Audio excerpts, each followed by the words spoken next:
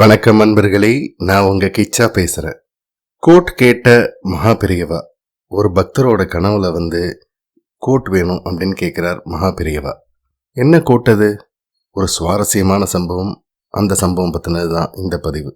அந்த சம்பவம் பத்தி மேலும் நம்ம தெரிஞ்சுக்கிறதுக்கு முன்னால நம்ம சேனலை இது வரைக்கும் சப்ஸ்கிரைப் பண்ணாதவங்க கண்டிப்பா பெல் ஐகான் கிளிக் பண்ணுங்க, சப்ஸ்கிரைப் பண்ணுங்க. மகாபெரியவால நமஸ்காரம் பண்ணினார் ஒரு பக்தர். நல்ல வசதி படைச்சவர், நல்ல மனசும் உடையவர்.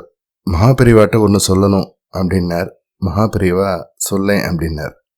2 நாள் முன்னால மகாபெரிவா என்னோட கனவுல எனக்கு ஒரு கோட்டு தருவியா அப்படின்னு கேட்டேல் அப்படின்னார். மகாபெரிவாளுக்கு முகமெல்லாம் சிரிப்பா மலர்ந்தது. கோட்டா? நான் கேட்டேனா அப்படின்னார் மகாபெரிவா. பக்தருக்கு எதுவும் சொல்ல தெரியாம அப்படியே நின்னார். கேட்டிருப்பேன் அப்படின்னார் மகாபெரியவா. உடனே பக்தரோட முகம் அப்படியே பிரகாசமாச்சு. அப்போ மகாபெரியவா என் கனவுல கோட் கேட்டது சத்தியம்தான் அப்படின்னு நினைச்சுட்டார் அந்த பக்தர். எல்லாருக்கும் ஆச்சரியம். மகாபெரியவாளுக்கு என்னத்துக்கு கோட்டு? நம்மோட அறிவுக்கெல்லாம் எட்டாத மகா அறிவு இல்லையா? கோட்டுனா என்ன அர்த்தம் தெரியுமோ? யாருக்கு தெரியும் அப்படின்னு கேட்டார் மகாபெரியவா. எல்லாம் மேல போட்டுக்கிற கோட்டு அப்படின்னா. சரியான தமிழ் பதம் யாராவது சொல்லுங்கோ அப்படின்னார் மகாபெரியவா. மலை, கும்பு, மேலங்கி அப்படின்னு பல பதில்கள் வந்தன. அதெல்லாம் சரிதான், இன்னும் வேற என்ன அப்படின்னு கேட்டார் மகாபெரியவா. அங்க இருந்த பக்தால் எல்லாம் தெரியல பெரியவா அப்படின்னா.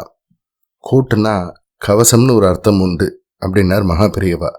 கவச்சம்ன்ற அர்த்தம் உண்டு அப்படின்னு சொன்னதோட அதை தொடர்ந்து தானே தானே தத்துவம் இதனை தானே காட்டுவாய் அருணாச்சலா அப்படின்னு தன்னைத்தானே காட்டி அருளினார்.